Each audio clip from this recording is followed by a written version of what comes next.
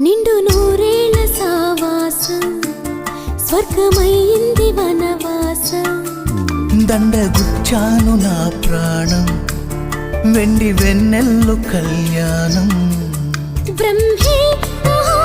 అనే ముహూర్తం కనుల ముందుందిలే జగమే అలా ఇలా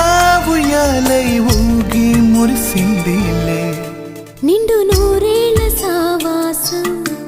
స్వర్గమైంది వనవాసం దండగుచ్చాను నా ప్రాణం వెండి వెన్నెల్లు కళ్యాణం